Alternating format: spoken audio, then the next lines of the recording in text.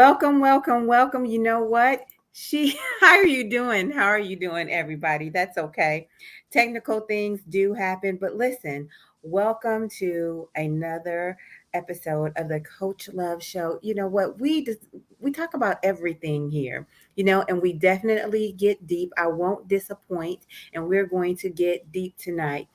I don't just come at things, haphazardly getting anybody and everybody's opinion. I like to bring you some experts, some people who can add some substance to why it is they are thinking and saying what it is that they, have on their mind and how it is they cultivated their opinion. Now, don't worry. I am going to let you have your say so as well. Add your comments in the chat, and if time permits, everybody, I'm going to put the StreamYard link out there, and you'll be able to um, have a voice on the stage if time permits. But we'll see. But listen, no foolishness, you guys. No foolishness. That said, I am going to bring right to the stage some experts, some experts. Here we go. It's coming. It's coming. Bam, bam, bam. And I got somebody else backstage for you. Aaron, he just needs to take yourself off of YouTube because we hear the feedback. So close out your YouTube, and if everybody could take off their mics, and then I'm going to have you introduce yourselves and what kind of angle you're coming from, what mindset you're coming from, whether it's a mental health angle or a legal angle. So, Savanya, I'm going to bring you right on up first. Let's give you your solo. Take yourself off I'm trying YouTube. to take it up. Yeah, I'm trying to. I'm not on it. Okay. Hi, everybody. My name is 𝒊𝒏𝒈. I am called the Protector of Athletes. By trade, I am a licensed attorney, best-selling author of two amazing books, What He's Running About and Athletes Making Moves. I founded my firm in 2014, and so I've been on this journey this entire time as a solo attorney making moves for my athletes and business owners. So I am coming to this show from a legal perspective, but also from a common sense cultural perspective. I feel like there's so many things that we can discuss dealing with R. Kelly, and I just can't wait to see what my other panelists have to say about this issue. All right, all right, all right. Next up, who do we have? Who do we have? Dr. Nicole. She's coming. I'm trying to get her. There we go. Dr. Nicole.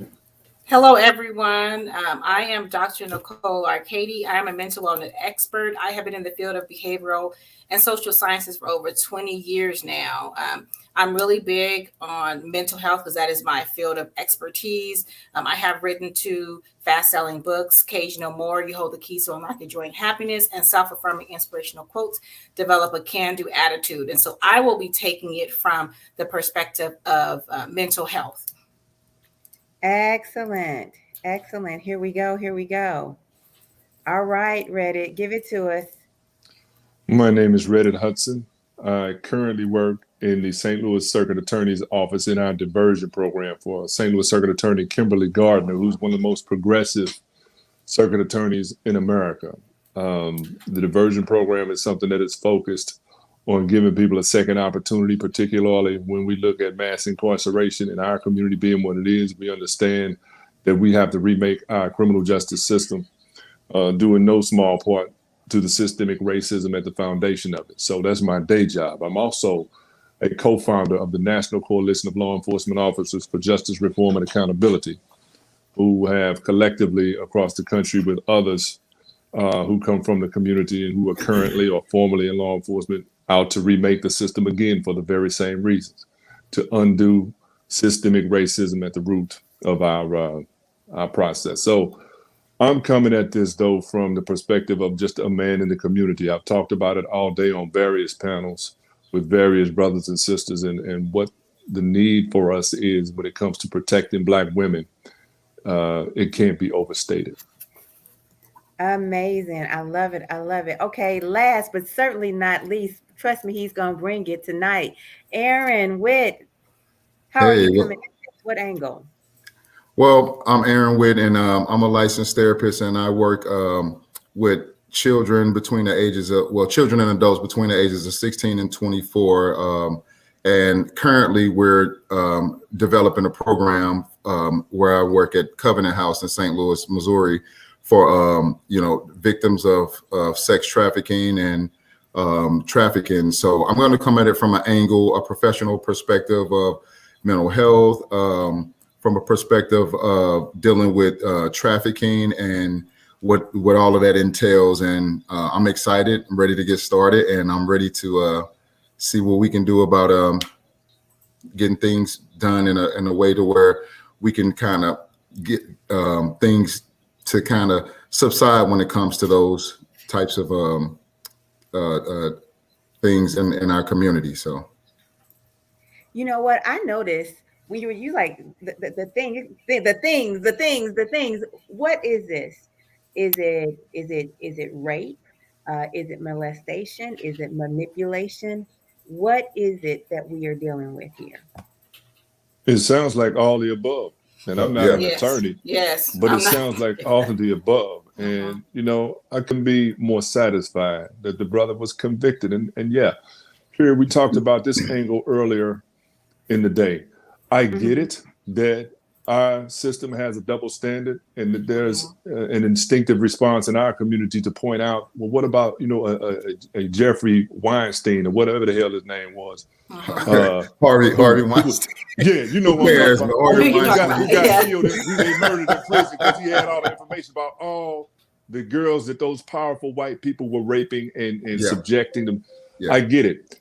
What we can't do as a community, though, is absolve our own, brother. R. Kelly should have known what the history of Black women in this country is. And for you to use your position of power and celebrity to subject these children. But see, not only Black women, but underage Black women. And I have four daughters, and God forbid, a lot of times when we're talking about mental health, and Dr. Nicole knows this, when it comes to being mature and making rational decisions, most times, even as an adult, your frontal lobes ain't even fully developed until you're 25, 26 years old. And so to be able to manipulate these young ladies, especially with material things, with some of the fancy things in his celebrity stardom, it's rough, man. And it was horrible. And it was something that he done that I feel like a long time ago. We had a lot of evidence to convict him, but now that we're in a world where everything is being video recorded, everything is, now it would have looked really, really terrible if he wasn't, and if he wasn't convicted. And unfortunately, the brother did have a lot of talent, but we're not. That's not something that we're going to touch on yet, I don't guess. But that's undeniable. But also, what's undeniable is the fact that he was luring underage. This guy called himself the Pied Piper of R&B.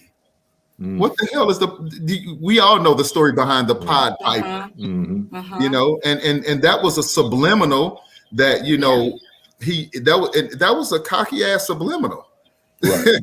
To throw out there. Oh my goodness. Wait a minute. So I have this question. Because you brought up the music, Aaron, and I posted, this, and it says on there, I'll just, put it right out there again. It says, is Kelly still the king?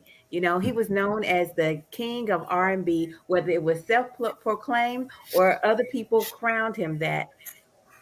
And I put it out on my two accounts, two different ways. I put out one where it was kind of, celebrating him and, kind of leaning towards maybe he was still the king of R&B. And I put another one out that had like fire under him. And it said that R. Kelly was the worst predator in the history of music. Okay. Now, those are the two I put out. The one where it was leaning towards his innocence, it shot up. Okay. It shot up. It got all kinds of likes and support. And the one that was more punitive towards him, oh my God, the mean comments I got back. But based on what? But based on what? Wait a minute, hold on. Talking about me bad. It's not the point whether one is better than the other. What I'm trying to bring up is the sentiment of the community. And what I'm saying is we are grieving. And two things are happening: denial and anger. That's what I'm seeing. But you know what, Coach Love, how the difficulty in this situation is, how are we going to separate, the two? Because I mean, him being a predator, because that's exactly what it was. Anytime you prey on not only women but underage women, you're a predator. Like, and I don't know if I've got enough history on sexual predators from the past to say if he's the worst, because we can probably dig up a long line or a big list of people who were sexual predators, but they weren't able to get this much press. But how do we separate the two? Because damn, if I'm at a party sometime and I hear his music, what does that do for me nostalgically?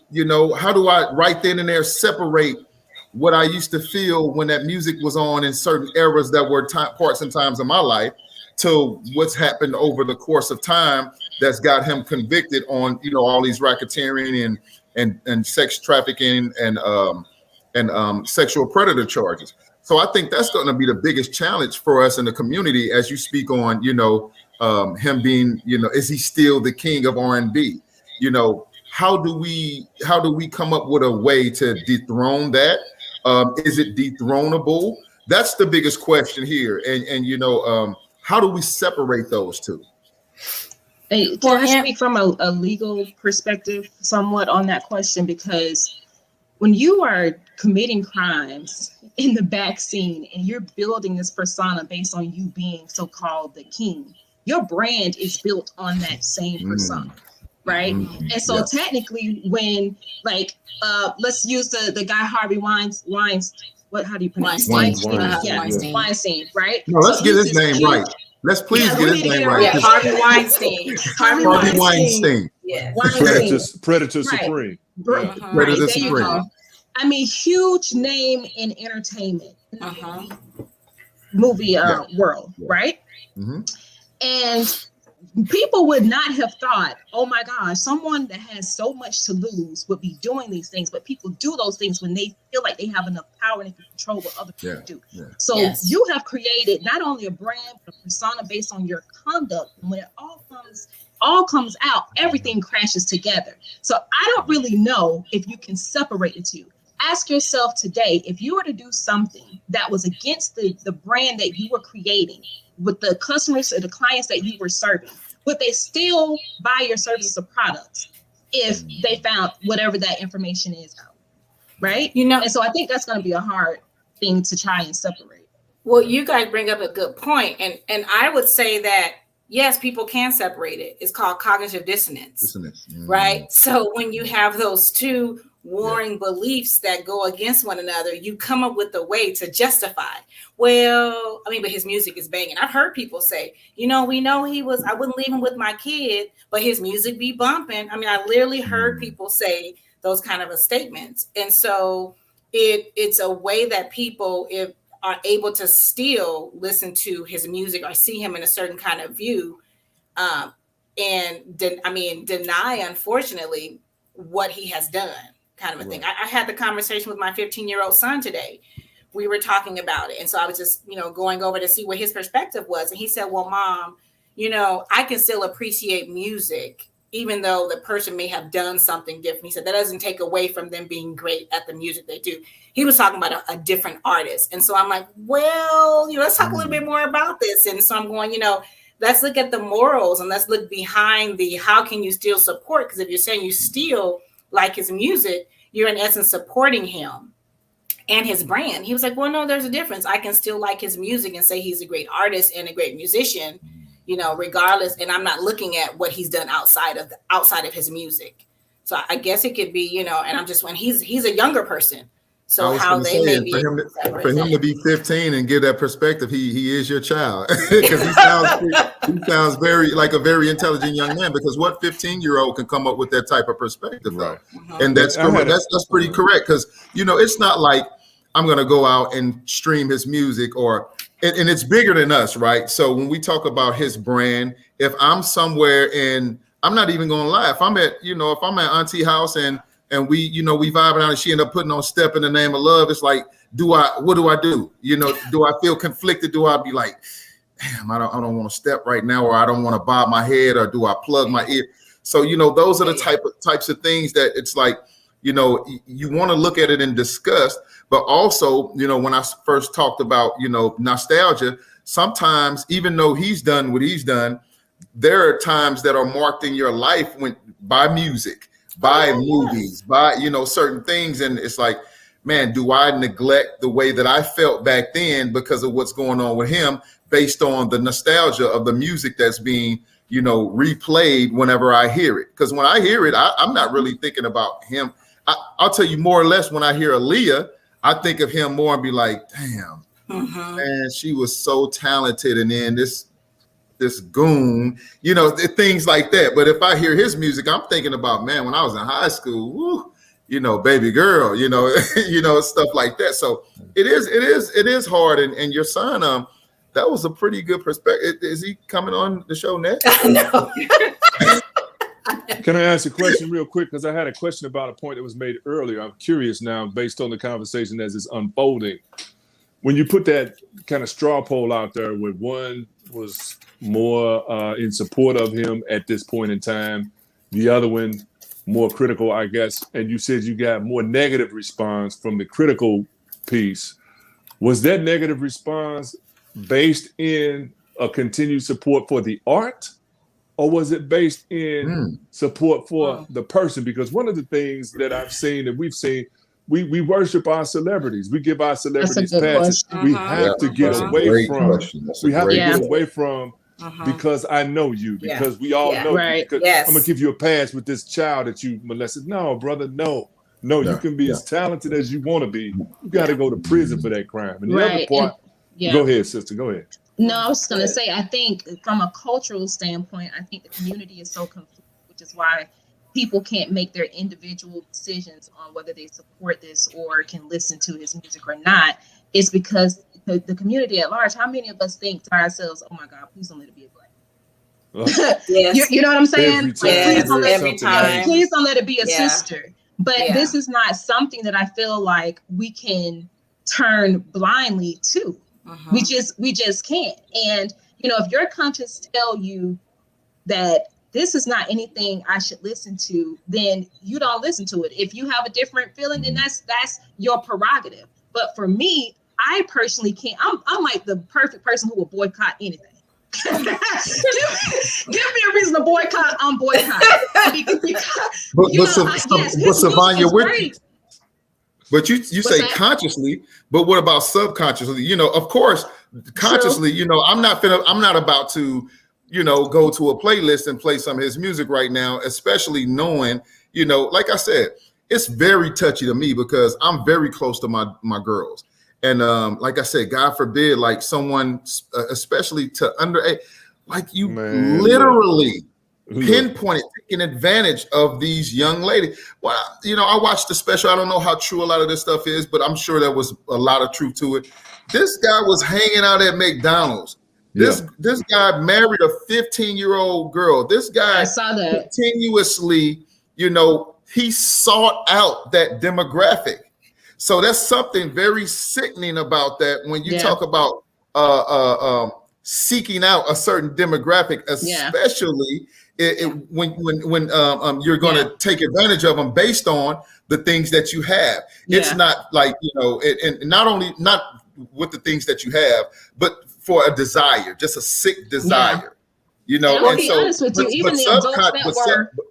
But subconsciously is what I was talking about. Because if I'm at a party, like I said, and then the music comes on before, you already could be in a groove, and then it comes on. It's like, oh man, what do I do now? Do I go outside? I see what you're saying. Do I not buy what do I do in this moment?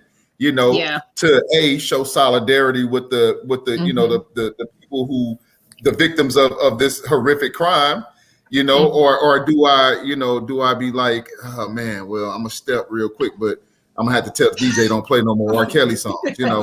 And so, you know, and I'm not speaking on me as an individual. I'm just saying in general, how are we supposed to feel, you know, when things happen, you know, at a rate like that. But well, I like what 𝒊𝒐𝒏 said. I hope I said your name right. Did I say your name? Okay. I like what you said. It's an individual decision, right? And a conscious decision. But I hear what you're saying unconsciously, right? It's kind of, I don't want to equate the two, but when you're saying this, I think back to when, who was it? Kirk Franklin had Stump, right? Stump. And I can remember being in the club and then they played Stump. And I was like, ooh, I'm not about to this is not right. I'm not going to dance and bump and Stump is in the club. I'm like, ooh. And I consciously like, oh, no, I just sat down. I just can't do it. But that was, you know, that was how I was conflicted. Like, I can't be saying praise the Lord when I'm in the club kind of thing. And so that was for me. So I think it really is going to be an individual basis if you hear a song. The interesting thing is I really haven't heard any of his songs, but I can't even say how I would feel because I really haven't even heard. You know what? Now that you mention it, I haven't either. Right? Yeah. Okay. I want to go to Maddie's question because Maddie says, you know, it gets tricky because we are all sinners and a ton of people in the music industry are secretly up to no good. Yeah, he just got caught. Yeah, right, he just got caught. I mean, you won't get an argument from me on that. Absolutely. I mean, and I was wondering too. It was even the first documented female that he preyed on. Was that even the first? Because the way that these predators, of course not. Right, that's just the first one that people can document. Yes, right. Yes, right. We don't know how long he's been doing this. Did it start in high school, middle school, high school? Right. You know, so. And everything you just said, he preyed, right? A predator. And so it's like, if you just take his name off and you write out all of the behaviors of what he has done, and you didn't know that it was R. Kelly, how will we view it then? Right. Going back to when you said the celebrity status and how because of that, we feel like Reddick was saying that we know these celebrities. Oh, no, not them. I know them. I like them. But we don't know them on a personal level, but because we see them so frequently, we have this sense of kinship with them. Exactly. And then, like some of you guys were saying, and tend to give them a pass. But and that's what I don't understand, because if these people have created such a massive space in your life, you should hold them to a higher standard. And it doesn't matter, right? It doesn't matter whether you start off trying to be somebody's hero or whatever, right? People are going to look up to you no matter what. When you reach those particular levels, it is your responsibility to set the right example. It is. And it makes me think about the adults who were in the room at the time.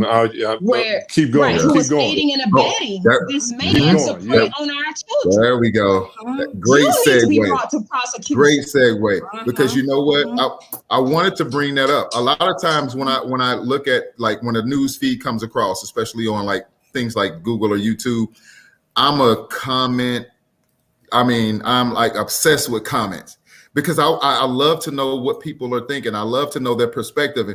And as I went through about 2,000 comments today, most of the comments were saying, how can he be charged with racketeering and he's the only one that's been charged? What about the other adults that were involved? What about, and also, I don't want to get off into victim blaming, but, they were also talking about, well, where were these kids' parents? Or what about the ones that basically sold the kids to them? And it's like, that's unfair, because we don't know. We know what the media has shown us. We weren't in the courtroom. We know what the documentaries have shown, but from that perspective, that's hard to say, because you don't really know exactly how someone's loved one felt. And especially when it comes to celebrities, sometimes, they may have gotten caught up with the fact that, oh, my baby trying to make it too, and this guy is, so when they're there, and they're in the flesh with this man, and they, what's going on in their heads to make them feel like, well,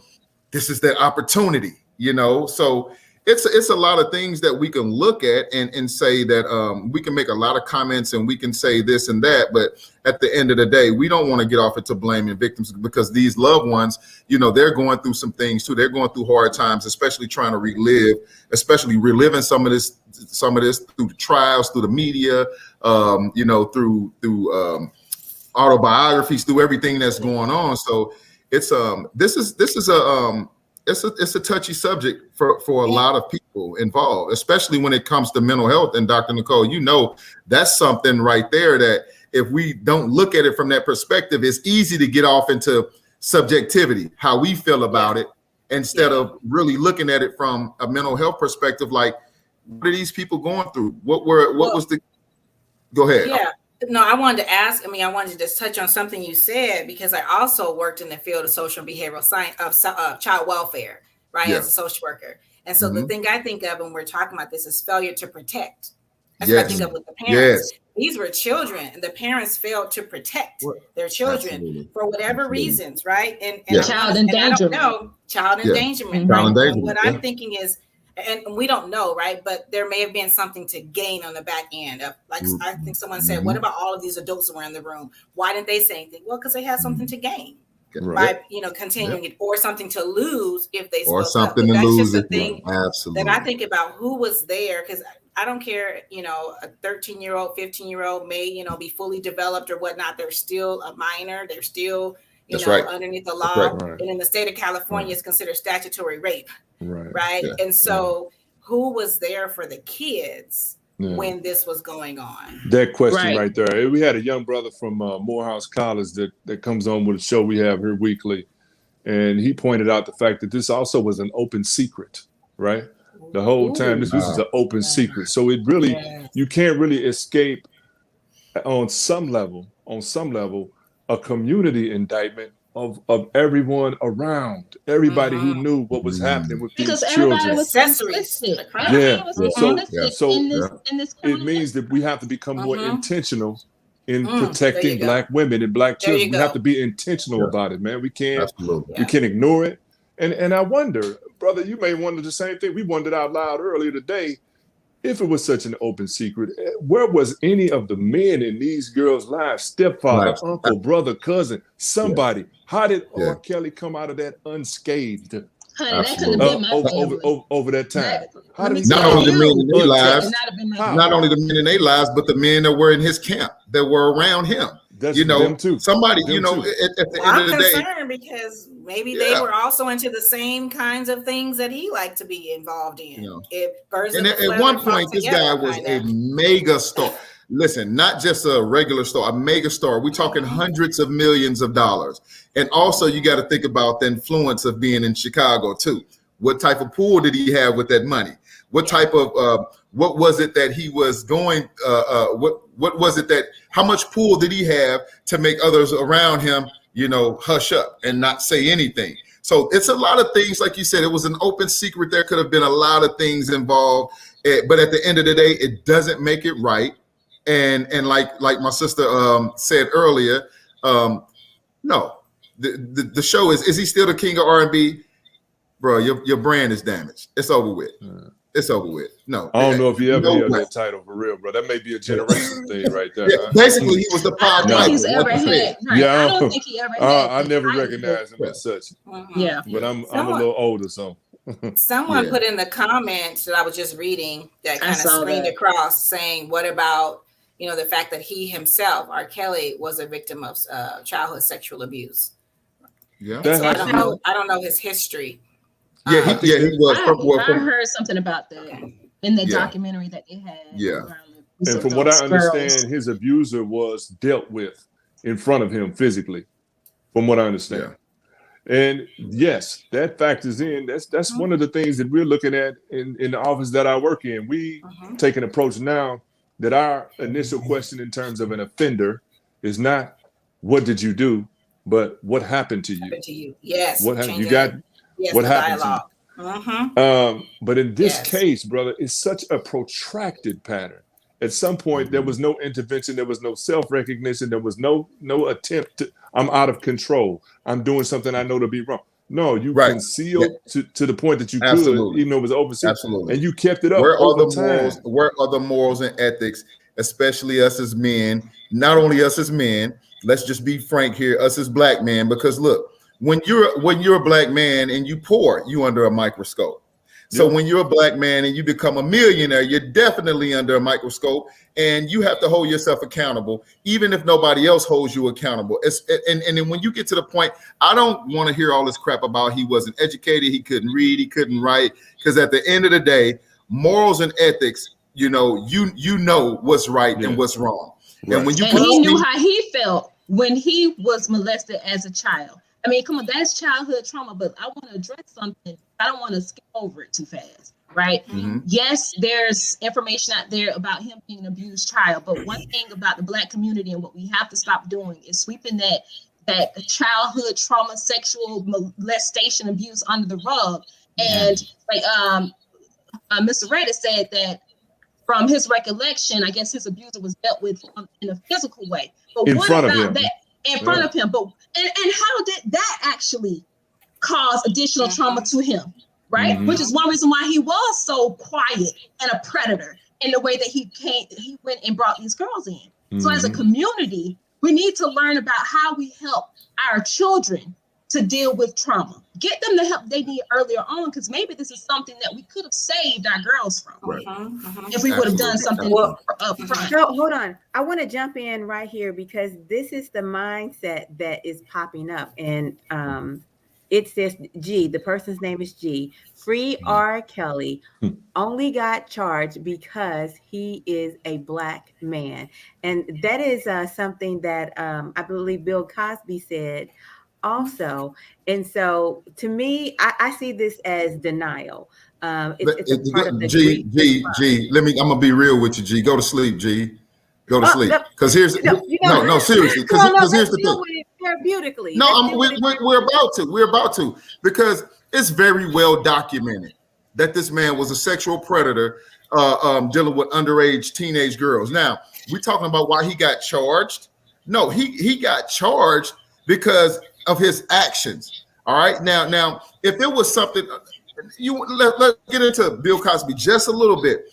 Bill Cosby was his convictions were overturned. A lot of these things there were no underage girls. Don't make it right. I don't know all of the ins and outs of his case, but I can say that at some point, I can see that they dug. They really dug for Bill Cosby. They dug. They went way back to the archives of Bill Cosby. We're talking about something that's been ongoing since this man has been in the R&B game. This has been ongoing. Look at the songs that he's been writing. Age ain't nothing but a number. This man he's been intentionally throwing this crap in our faces for years.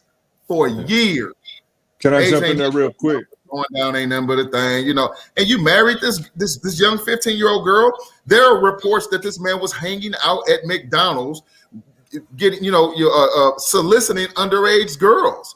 He didn't get convicted because he was Black. Now, I can agree if you would have said he got slammed because he was Black, probably, because there are a lot of charges. Like I said, when you talk about racketeering and stuff like that, right? He could have got a heavier conviction because he was Black. Right? He could have got a heavier conviction. The system is set up, but there's something. But G, come on, G. Don't do that. He wouldn't even be convicted if there was evidence. Look up who the Pied Piper did. Ooh, the Pied Piper, he used his music to lure younger, to lure kids into town. To even make yourself synonymous with that. But I might have a different response, man. Let me say this, because I have a little bit different response to G. Because on one, and listen to me, please, if you're still on here, G, listen carefully, man, because I got a question for you. I'll give you that his race may have had something to do with the charge, even though the crimes committed were chargeable offenses. He should have been charged. But a lot of white guys do similar things and don't get charged. I'm aware of a case. Of a young white guy who was caught raping in the act a woman up there. I think it was Stanford University or whatever it was. He was on the swim team, caught in the act and got 6 months because the judge didn't want to ruin his future. So I'll give you that. But my question for you, brother, is acknowledging the double standards in the system. Have you devalued our sisters so much? So much, brother, that if you hear that they've been raped and made to eat their own feces, you know what that is, and put in dungeons and whipped and beat for speaking out of turn, and urinated that you think that brother should be set free for those offenses? Regardless, we need to fix the system. We need to remake it. We need to eradicate the racism in it. I got you. But no, brother, it's not free R. Kelly. It's R. Kelly's ass needs to do a long ass stretch in prison where he belongs for victimizing these young black women and girls and children the way he did. He's where he needs to be. They didn't have a chance. They never had a chance from the get-go. When you talk about young 14, 15, 16-year-old girls and money's involved, and you see someone riding in Mercedes, Bentleys, they got mansions, like, come on, man. Like they never had a chance. They never had a chance. To use their gift on top of that as the entry point to bringing them into his lair. I mean, that's so offensive to me because I'm a person who's multi-talented. I've always sung my entire life. And that was one of my dreams. You know, that never panned out for me. But what if that was me? You know what I'm saying? Like, what if that was me? And my reputation and my family, my friends know me to be a fighter. Like, I would do any and everything that I could to try and overcome that. But sometimes you just never know. Maybe there were fighters in that house that at some point that mental, your mental fortitude gets so beat down that you like, oh my God, I'm never going to get out of this. And you comply. Because at the end of the day, now what you want to do is survive. Yeah, you go into survival mode and do what you need to do. And you bring up a very good point is, it could have been same thing. I'm a singer. And I can remember when I was going down that path, I had a producer tell me about the behind the scene things that happened and said, make sure you stay next to me. I don't want you going anywhere because there's some things that happen in these parties, just different things. And so if you don't have someone that's helping you out or helping you to understand, you can fall victim to that. And Aisha, she made a comment as far as how many, the real issue is how many grown people stood around and watched this happen and didn't say nothing. And we covered that. I don't know if she tuned in late, but Aisha, we definitely talked about that. We definitely spoke on, how many other people should have been held accountable or should have held other people accountable in what was happening. So. That was something that we touched on, and I agree with you, Aisha. How many grown people, how many adults did stand around and did absolutely nothing? And the sentiment with that we all came up with was how many people were there that had something to lose or that had something to gain by not saying anything. That's the real question in tow. So. Savanya brought up a very good and bring out this idea, family. I wanted to jump in and bring out this idea because it was said, and we've discussed it, that maybe he got a harsher sentence because he's a black man, or if, he wouldn't have even gotten in trouble if he wasn't a black man. I'm going to assert this, that he got in trouble now because it's 2021. That's why he got in trouble. It's not because he's black or anything like that. In 2021, they getting you, and they getting you as if you are a gangster back in, back in the day, and they might not be able to catch you on one thing, but they're gonna get you on another. They're gonna get. Is it because of the movement, Coach Love? Do you think the movement had anything to do? Because of what movement? The Me Too movement. I'm gonna get that butt movement. You're not gonna take my stuff movement. If I can't get you one way, I'm getting you another, because there are too many women in power who have experienced this trauma to let it go on, because we've heard the lies. And we recognize. Say that again. Too many women in power. Now you say so many women in power who's gone through it, and that and G knew what he was doing. He knew we was gonna give him some play with that. But when you say too many people in power, if they were experiencing it, come on, G, these people had no power at all. Yeah. So that they were gonna go, they probably had it the worst. No, let me take, because the mindset is different. I will give you an example, and it is in language. and I know you all have heard this, and you out there, family, in YouTube land and on all these platforms. By the way, I need to welcome all of my new partners. Just welcome. I'm sorry I'm doing that in the middle. I had a lot of people join in partnership today, but I want to say this. You tell your daughters, don't wear that. You know, Uncle so-and-so is going on. Mm-hmm. That don't wear that midriff shirt. Meanwhile, your son is walking around without a shirt on at all, and you policing your daughter about her midriff or this, that, and the other. Now, Aaron, I see your face because you didn't did it, but it's not the fact that no. Now, do you want no? I haven't. Okay, now you okay, want? I could tell my son. Now I could tell my son right now to comment. He commented earlier, but I didn't get a chance to do it. I have one of my sons. He's 23, and my other's 20. And my son, 23, he's in the military. And guess what? Every time he walked around the house, even downstairs without a shirt on, you know what I would tell him? Why put your shirt on? Okay, fair absolutely. So you have equal justice in your household, but because you're in the house with your sisters, and that's something that I never condone it. Not at all. Fair enough. So you're telling everybody to put their clothes on, but a great sentiment is we will tell our daughters to, put some clothes on. Don't wear that in the house because, Uncle so-and-so is coming over. Instead of telling Uncle so-and-so, you can't come to my house because you look at my daughter like that. It's brushed under a rug. And then I hate to bring up this movie, but it was just, he's just putting on screen What We Do in the Family. It's a Madea movie. I think it's Medea's family reunion where Tyler Perry is dressed up like the uncle, and the little girl, the young lady, she reached down into the barrel to get a soda, and all the men are sitting around, asking her to keep reaching down, looking in the soda. Now, clearly, she's a young girl, but it's happening. It is happening, and that's just something that goes on at the good old family reunions. And so when you're a woman, you look at that differently because you're saying, no, I should be able to look at the men in my life and believe that they don't look at me sexually, all the time just because of what I'm wearing. And I'm just going to say this.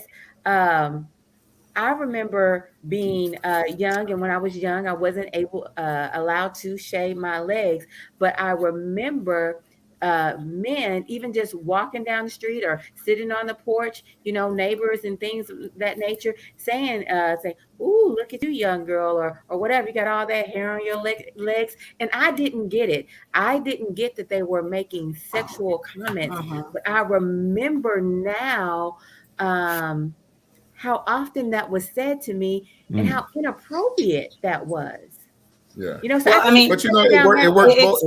it works both ways, Coach Love, too, because how many times have, I can remember having my boys with me and, girls like, "Oh, that's a handsome little man. You so fine, little man. You gonna be, and it's like, how would that look? Aaron, I mean, if I got my daughters and somebody grown like, "Ooh, little girl, you fine, you a fine little girl," so it does work both ways. And when we go ahead. No, chime in, please. I want to just say I'm hearing what you're saying, but then I want to touch what Coach Love was saying, because we have been socialized in our society where we do not hold men accountable, and we culturally, we overly I don't want to say protect our women and girls, but we give them more strict guidelines because we want to keep them safe, and we don't want them to be preyed upon, instead of us as a society, and I want to say culturally, holding our men more accountable for their own behavior. Yeah.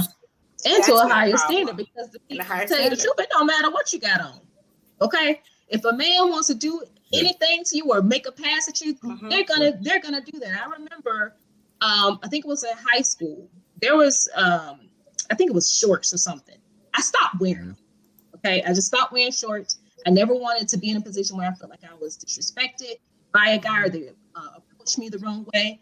And so there were things that I did for myself, for my own comfort, to minimize any of that. And it didn't matter. I was coming to high school like I was a whole grown professional, fully dressed. It does not matter what you have on. right? But I hate that idea, that double standard that is in the community, and then to have also, I feel like this third layer of standard, like this IG talking about, oh, he's convicted only because he's Black. No, you know, we have we have to make sure that we care about our people, our community wholeheartedly, fully, right? We can't just go on piecemeal because something is wrong. Because if the shoe was on the other, if there was a woman, a Black woman, who was molesting or raping, let's just say her middle school or high school boys, would you want her to be convicted? I would, because you know what? We should be looking for ultimate protection of our children and our community, period. And at the end of the day, if we're going to tell other people that they have to respect us and that Black lives matter, well, then we should be the same ones making sure that we send the same messages to our own people. I love that. Send the same message. Yeah. We have to protect our children. We protect our girls, our women. And we just need, now I don't want this to sound like I'm bashing or anything, because you can't see my husband sitting right in the back on his desk. Right? But we need our Black men to step up. That's right. Yeah. Absolutely. But you know what, to your point, you took the words right out of my mouth. That's the next step in the process, isn't it? Because one of my colleagues told me today, it was some crazy percentage of Black women who have experienced at some point in their life some form of sexual assault. The number was so high, it just blew me away. And I thought, how is it possible, but for the enabling that must have to go on with people who are in a position, I mean, men in our community in a position to either intervene, stop, do something, and do nothing. And it really has caused so much pain in our community that we have to take the first responsibility to protect our women and children, man. That should be an innate sense of responsibility, I believe, in most men that I know. It is. But we have to be intentional in recognizing the problem and the scope and scale of that problem in our community and what we need to do about it. And being a girl dad, I like to say that I think one of the best things that we could do is to teach, to protect, and to model. You know what I mean? Right. Let them know, it's going to be hell for a guy to come behind me, with mine, because they already know, like my dad is going to make sure that, mentally, physically, emotionally, spiritually, I'm strapped. So what can you do? What are you bringing to the table? And I think a lot of times we don't teach that early on to our girls. We gotta be there for them, especially our Black women, because a lot of times too, even in Hollywood, you hear a lot of the Black actresses talk about how misogynistic the guys are to them, and how overtly sexual they are to them. Y'all beautiful. You know what I mean? Look at my girl back here. You know what I'm saying? That's look at Bay right there. Y'all beautiful. I have to say two things, which Aaron, you are touching a nerve for me.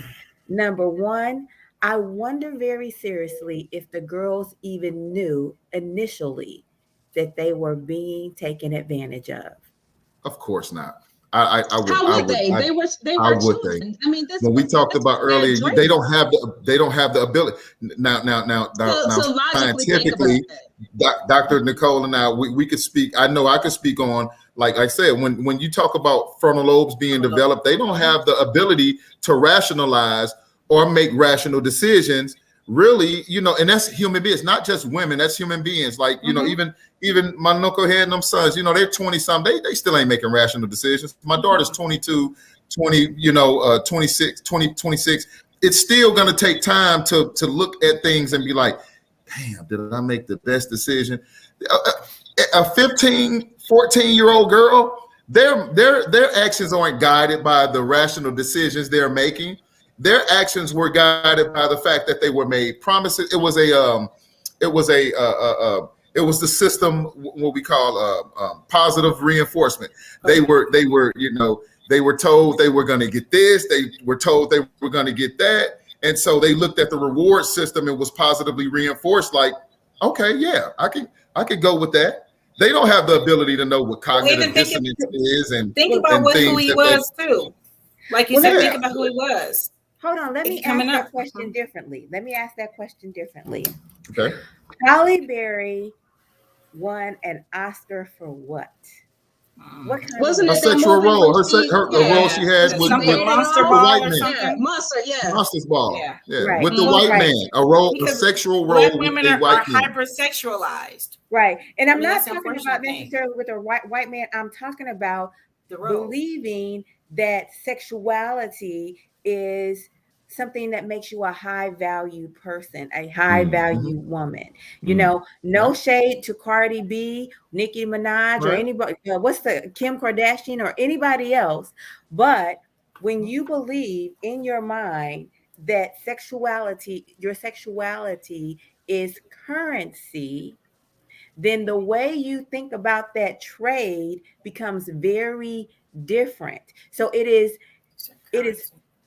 a challenge to think about that as wrong, because this man is saying, well, you know, I bought you this purse, I got you, you know, this particular housing or whatever. All I'm doing is asking you to do X, Y, Z. So it could have been even communicated to them, but because of a lack of boundaries, standards, and an improper self-view of yourself, it seems normal. And so what I'm saying is, Coach Love, let's think about how many women really are in the music industry that's being, most of the women that are being over sexualized are the ones that are on camera, that are the dancers, or that are, now when you talk about people like Cardi B and Megan Thee Stallion and you know, even Little Kim for that, I still don't believe, like Samaya said earlier, they could wear whatever they want and do whatever.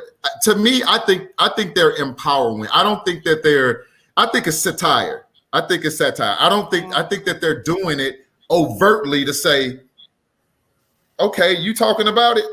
Shit, I might as well talk about it. And they're doing it in a way to where it's like, you know, I'm still being empowered and I can do this. And I don't think they're really flaunting.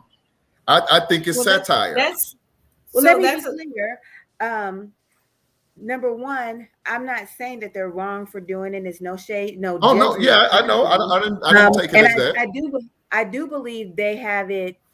You know, there is an empowering nature of owning your own sexuality, but that's not what I'm talking about. What I'm talking about is putting things in the right perspective, because if you take that sexuality, and this is what you are seeing, and this is what's being normalized for you. The same thing with anything else. If a man believes that his identity is in how much money he has in his pocket, you know, then he gets a warped sense of reality. And so what I'm saying is, I think the community, not just the parents, the whole community does not do enough to help women and girls understand where their value lies.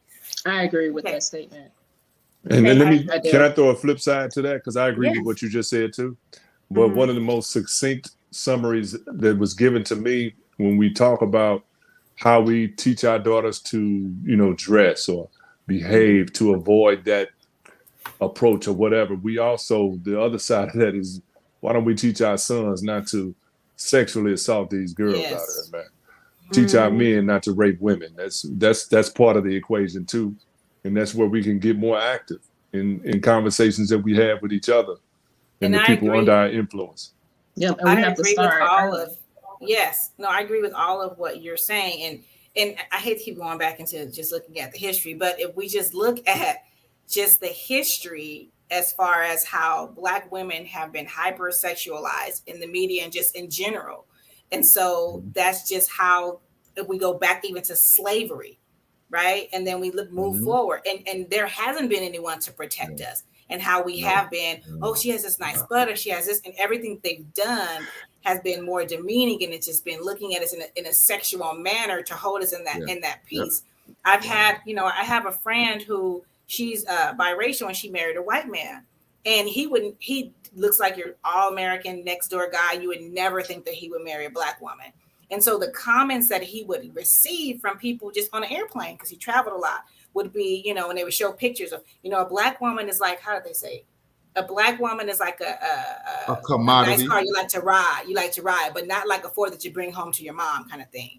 So they just saw it as temporary, just having fun. And so if you see just kind of that kind of a perspective, then how is it then, you know, it becomes how we believe and how we view and how we get socialized ourselves. So everything you guys are saying is we as a community have to do a better job of teaching our children, not just women and boys and girls, but our children. You struck a nerve, Doc, when you said that, because when you talked about going back to slavery and you do have to think about the beginning of things. You know, slave masters weren't letting black women come in the house because they felt like they were intelligent, or it was strictly for sexual innuendos, you know what I mean? And so even when we talk about that, and it goes back to that, what does that do what does that do in terms of the way we think as black men? You know, that also carries over, because if we look at the majority, you know, which is, you know, the white man and his laws and what everything that's done, and so we look at things the same way.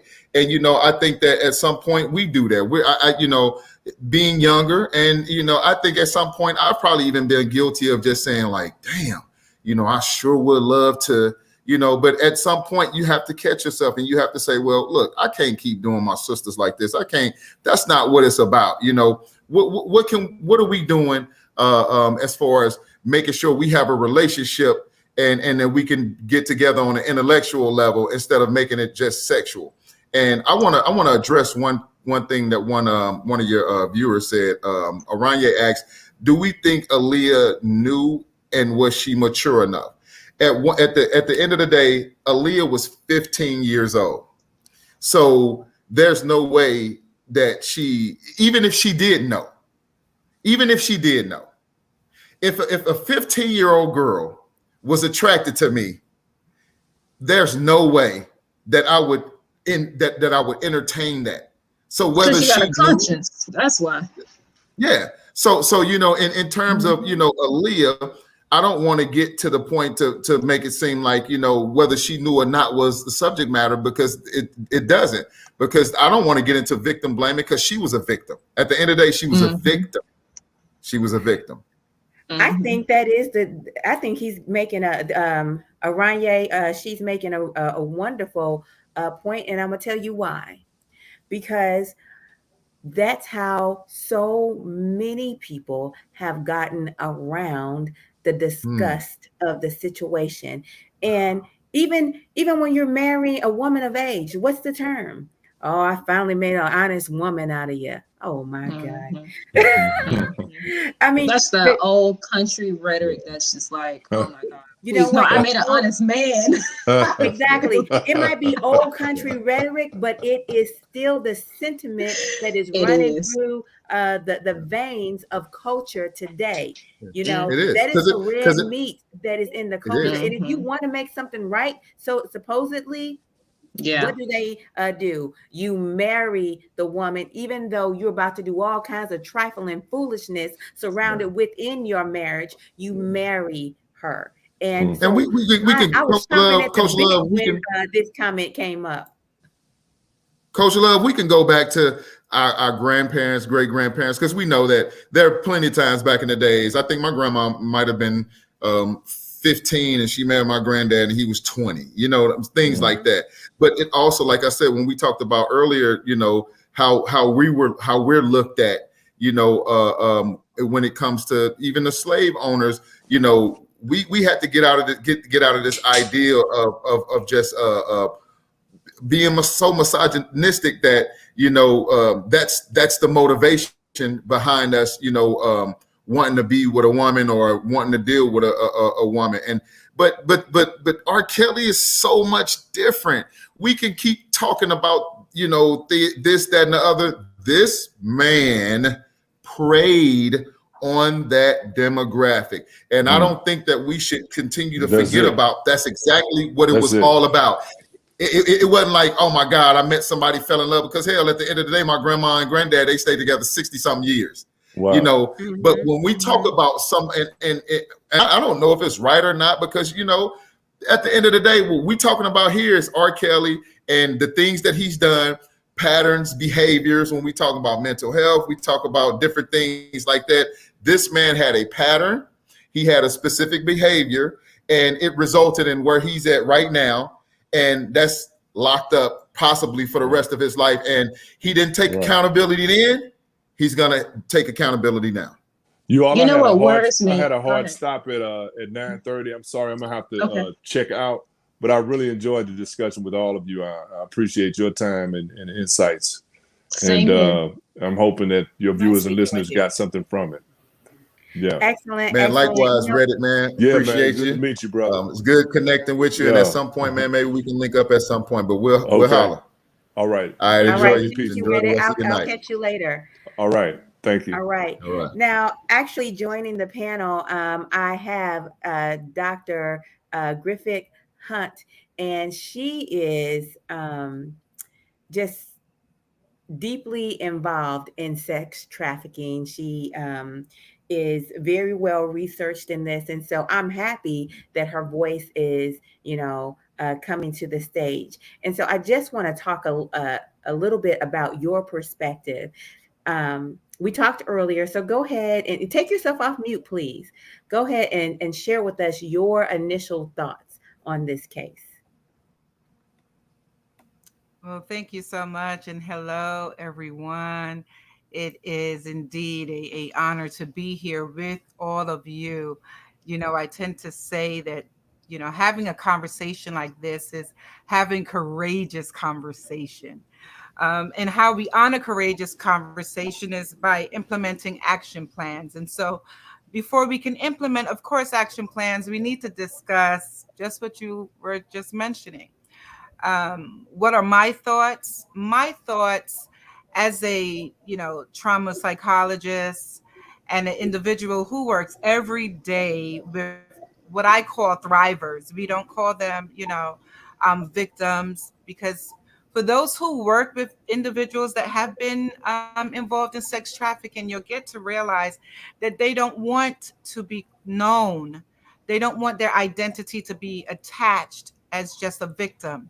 So we call them thrivers because they are on a journey to thrive and to become more than just someone who was involved in some type of lifestyle. This case is a very taxing case on the soul and the spirit. And, a lot of what we are talking about is primarily R. Kelly. And yes, he experienced his own trauma, in his life. But I really want us to talk about us. To talk about us in the form of, there's a saying, if you're with us unfaithfully, you're doing terrible damage. Well, I want us to really internalize if we have been faithful to our village. Because we've allowed individuals, whether they themselves were involved in some type of abuse or some form of trauma, we've still allowed individuals to be a part of the village. And some of us know these individuals. Some of us know them. They live in our block. They are part of our families. They're our friends. And we turn an eye and pretend as though we don't see it. And so it's time that we stop expecting other people to heal us, other people to save us. The false narrative of this wonderful dad with these special skills, going to save his daughter in 2 hours from a sex trafficker is just so ridiculous. So that's the first narrative that we need to educate our people about. It's not about some woman or some young girl that's in another country. It's happening right here. And yes, this case helps to bring that to the forefront. This case helps us to realize it's not happening in Europe somewhere. It's happening on the block. It's happening in the family. And it's time that we show up and that we become faithful people. Truth of the matter is, we're going to repeat what we don't repair. And we've been doing this for decades. We've been kind of cover coding and sugar coating what's really happening. A grown man is not having sex with a child. A grown man is raping a child. So we need to even change the narrative and the verbiage of what is said. Two consenting adults may partake in intercourse. They may have sex with one another. But when you go for a child, you are raping the child. We have to start speaking truth. Why people don't listen is because we want to cover code everything. I'm not the person to cover code. I train with Homeland Security. I am advisor to the Senate, the Congress, and the New York State Assembly. I am one of the representatives for the Geneva Center in Switzerland. I'm around the world. I'm in my state. I have no time to make people feel comfortable. We have to save our children. I report to vehicles with burning young women in it. I report to cases where children are dead. Naked bodies are thrown into alleyways. So what I see is not cute. So I can't make this cute for anyone. I have to make it uncomfortable, because the truth of the matter is trauma isn't just what happens to you.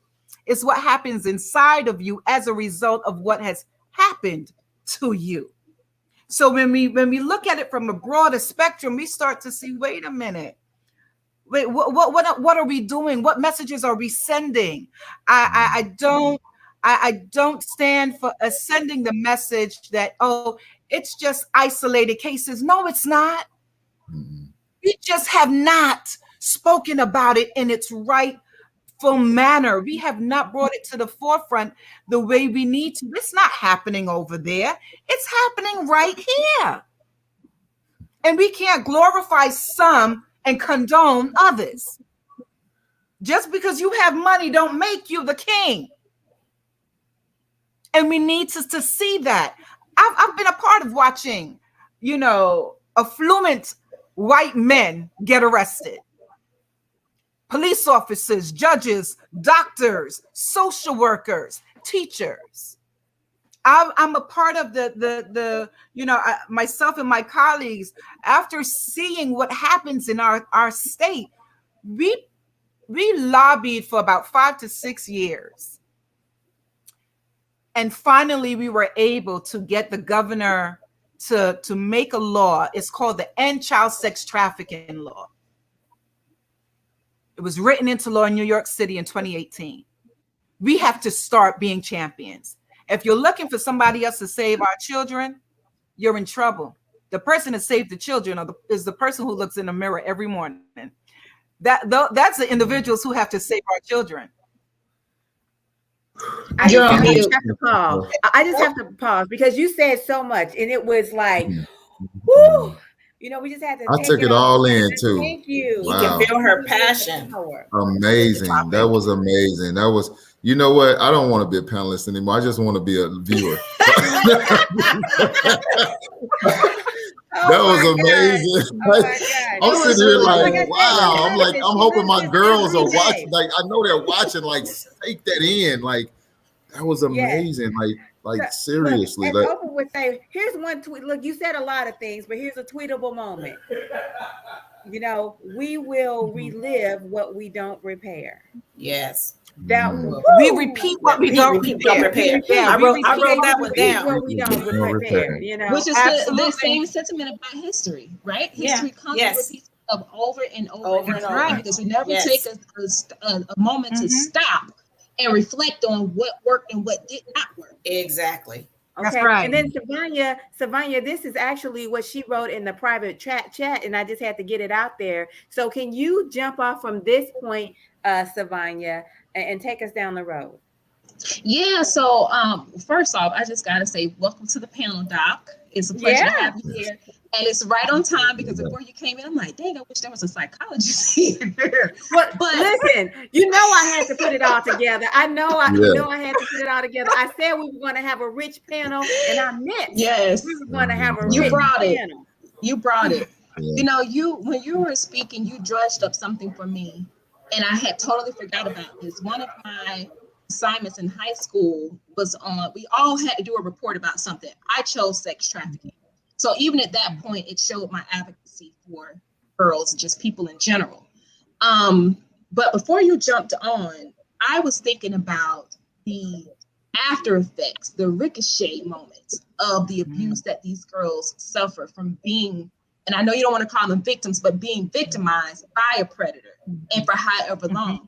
So prior to you coming on, we kind of had a side discussion about Black women being over-sexualized, right? And how some of them take that high sexualization and that they feel that that is their only worth in this world. And so whatever they do, whatever their come up is, the baseline is their sex, their body. You know, if I can't get it, well, then I know I can get it, you know, with my sex, my sexuality.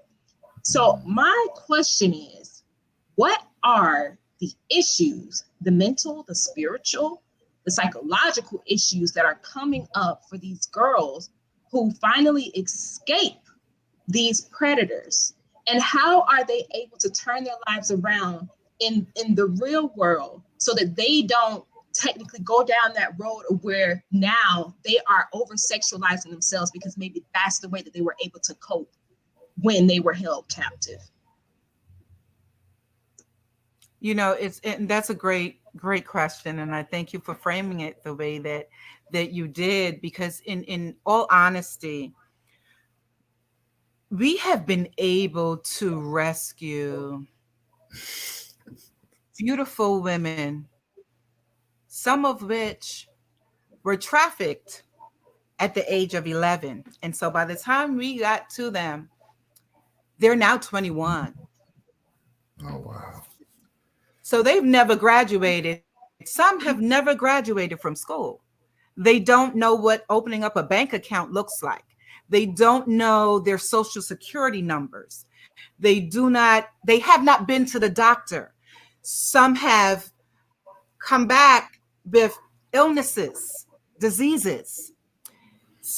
Some have trauma bonding. They formed relationship with those who Stockholm syndrome has occurred. I mean, they don't know who they are. Some of them don't know who they are without the perpetrator. Their identity is connected to their violation. So it's you know, while we think, oh, they're rescued and they'll be okay, you're muted again. Unmute yourself, Coach. Love, unmute. You're muted. Thank you. I can't let you say all of that. I need you to tell our audience a few things. Number one, define trauma bonding for the audience, because they need to know that. Okay. And then help them understand about having an identity that has been invested into the predator. And I will just say very quickly, I think very much, and I was trying to make this point earlier, that is why there is so much grief, because as a community, there is an identity that is invested in R. Kelly's success. But go ahead, Doctor, please. And Doc, when you answer that question, about trauma, because I was wondering this too, is it possible to pass on trauma to your child and in your environment, right? Because see, one of the things that I think about is the slavery component, right? We didn't grow up in slavery days, but it's still showing up in a way, right? So I kind of want to hear about that perspective too on the and I can answer that one right quick. We've done studies. Studies show that trauma is passed down through semen. Okay, so you know, and one of the main studies is that we had individuals who live in Europe. They live a certain part of Europe, and we were realizing that only that group of individuals had a certain type of cancer. And so years of testing and trying to figure out, well, what is it that this group of individuals are the only group of individuals with this type of cancer? After several research, we realized, well, that group of individuals were descendants of the Holocaust. Hence, it's the same thing for those who ancestors experienced slavery. So we know that trauma can be passed down through generation. Trauma can be passed down from mom to fetus. We know that DNA evidence, that scientific evidence is real. It is real. And this is why the lack of discussion is harming us. Speak on it. The lady pregnant from a family member, and we used to send them down south, or we will send them to the Caribbean. We would pretend as though uncle didn't do this. We would pretend as though dad and granddad didn't do this to us, or my mama's best friend, or whomever. It's time to open this. Yes, it's ours. It's our story, and we should not let anyone else unfold it but us. But we cannot talk about our story. It's part of our story, people. We can't have anyone talk about it without bringing the truth to the forefront. We can speak about the Black experience with honor, but we have to also honor those whom we have hurt. And so definitely we need to face that historical trauma, the complexity of trauma, the collective trauma that we have experienced. Yes.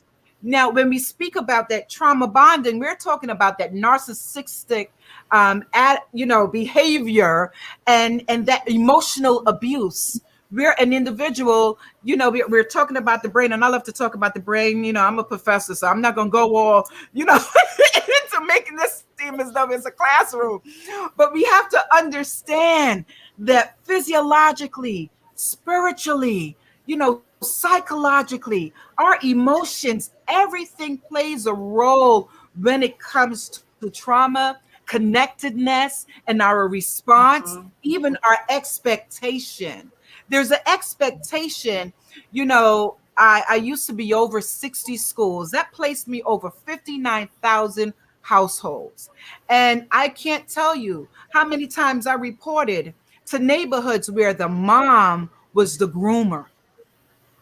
I had a case where the mom had a daughter in 2nd grade who befriended another little girl.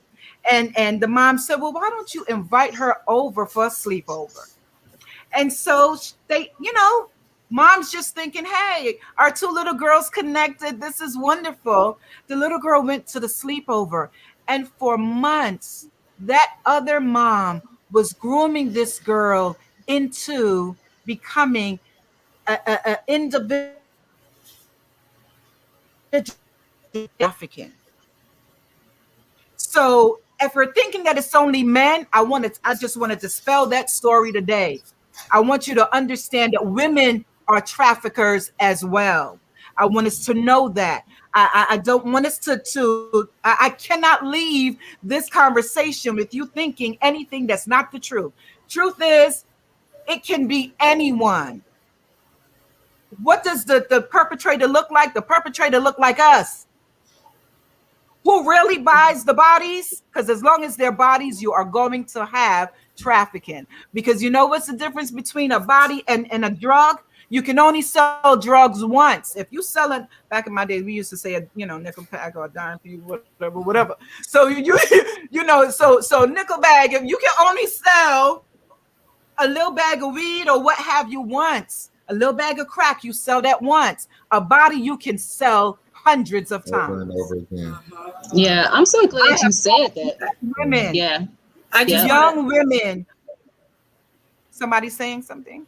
No, I have to get ready to leave, but I want to say this has been great. I'm definitely going to play it back, listen to what Dr. Griffith Hunt, was saying. And I'll just leave, everything that she was saying, because with recent research in epigenetics, it talks about trauma being actually in the individual's DNA and how it's manifested and passed along and experienced through generations. It can be passed along genetically and future offspring. So yes, there's a lot of research on it. And I'll just leave with this. If you have not read Most of you may have, but this is a great book. I have assigned it to my students. I teach a diversity and equity course in social work, and it is Post-Traumatic Slave Syndrome by Dr. Joy DeGruy. If you haven't read it, I mean, it is definitely a must read, because it really does a great job of just helping us understand and talking about how the historical component has led us to where we're at now, and the things that we are experiencing and feeling, as Dr. Hunt was saying, with the collective trauma and just looking at generational trauma. So I will leave with that. It's been great. I'm sorry that I'm going to miss the rest of it, but I have an appointment right now. It's okay. I'm so glad that you were here. Nice to meet you. That's okay. That is what replay is for. Thank you so much for spending time with us. It has been 100% pleasure. I'm looking forward to connecting with you again. Yes. So Dr. Nicole, you have a good evening, and thank you for being on. And you as well. I just, I'm going to get ready to leave here in a minute too. But I want to say, let this serve right here for everybody who's watching. Young ladies, young men, let this serve as something that you can take and that you can internalize and that you can, replay in your mind, or either come back and look at and replay it, and just to know and understand that, what it is, like Dr. Corland said, look in the mirror some days, look in the mirror, and if, be the change in this world you want to see. There are things that's going on right now, and we always try to look at the next person and see what they're going to do about it first. But what we ought to be doing is trying to make sure that we're taking the steps ourselves to protect ourselves, each other, these young ladies out here, these young men, because there are young men that are also being sex trafficked and trafficked as well. I just want you all, I want to say thank you for being on this panel, and you sisters are amazing, and let that also be a testament to our Black women out there, to my daughters that's watching. Look at these amazing women. Look at the perspective. Look at the intellect that they bring to the table. To the guys that's watching, look at the perspective. Look at the intellect. A lot of times we always get caught up on, ooh, how fine somebody look, and then we don't find out they cray until we get to dealing with them, or we don't, or the young ladies don't find out how crazy we is until they get to deal. Because we always looking at physical appearances. And we always, over sexualizing each other. Let's get to the point to where we get to the substance. Absolutely. Let's get to the point to where we're getting to know each other, to where we're trying to figure out the substance of an individual or a human being, more so than the physical appearance. Dr. Corland, one note I want to leave on, one question I want to leave on is define sexual predator for us, and what do you think that term fits when it comes to R. Kelly? You trying to good question. It's rhetoric, but we know the answer. but I want your perspective on that before I go. What I will do is say this. We use something else, Aaron. I do agree. I told Coach Love, I said, okay, listen, I'm going to come with my professionalism and not my opinion or nothing. Break it down. Just give it all to us. I don't have a heaven or a hell to put anybody in. But when we think of, it goes right back to kind of what I stated when I said, if you're here with us on Faithfully, a predator, when we think of a predator in the wild, when we think of that person who sits down and creates a method, a plan, and an intent to cause harm to someone. When I think of an individual who wants to commit suicide, someone with suicidal ideations, the person with suicidal ideation is aiming to kill, to take life, to kill themselves.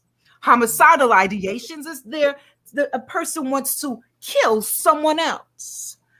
This predator that we're talking about has the same concept of intent, a method, and a plan to take life. Now, it may not be physical life, but if I could take your spirit and your soul away from you, your innocence, who sits back and deciphers how to harm someone else? They're unrighteous in our village. So if that, after I just explained that, honey, when you look at the evidence, you all decipher, did someone create a plan? Did they have an intent and a method to cause harm? Then that is a predator. And so anyone seeks to do that. And I'm going to leave you with this. No, wait, somebody else could have gave that same answer. Period. And I swear it wouldn't have sounded the same. Look, she done preached the elements of crime.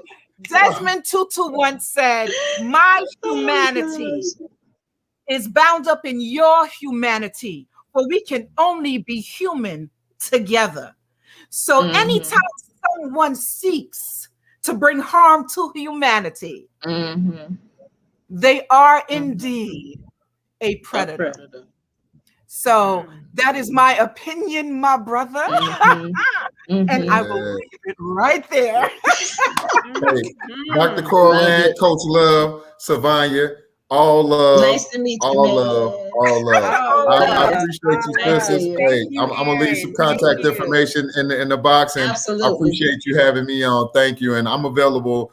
I'm at all y'all disposal. If y'all ever need me for anything, I'm gonna leave my contact information. I'll be more than happy to oblige. Thank you, ladies. I'll leave mine as well. Thank you. That's wonderful. All right, I will just say this is going to be my last thing that I'm going to say to you regarding a predator. Very simply put, when someone comes near and they are sucking the minerals from your soil, then you know they are a predator.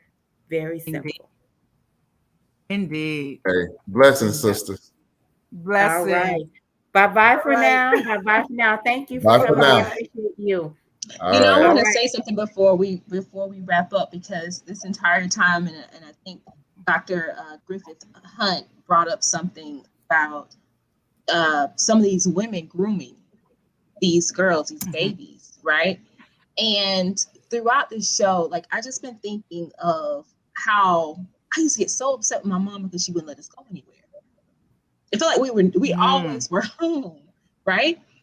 These kids didn't have the logical or spiritual discernment to evaluate the situation. Even at the moment that it looked like it wasn't what they expected, they didn't have the discernment at that moment to say to themselves, this is danger, right? So what are we saying about the community of people who just allow their kids to go off anywhere with anybody just because we share the same sex? And for our community to be so deeply rooted in the spirit, right? Around God and faith, how do we allow and let our children loose so easily like that without reaching and asking for spiritual discernment, and then also gut checking on whether it even feels right? Because I think everybody gets that initial gut-wrenching moment. I don't think that's a good idea. But then what is it that makes the parent give in and say, okay, you can go? Because the way I grew up, it didn't matter. The decision wasn't changing.